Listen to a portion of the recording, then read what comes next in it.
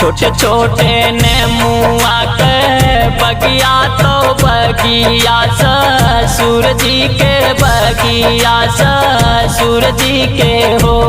सखिया बगिया में बैठे रखवार तो नेमुआ कैसे चाखूं तो नेमुआ कैसे चाखूं हो।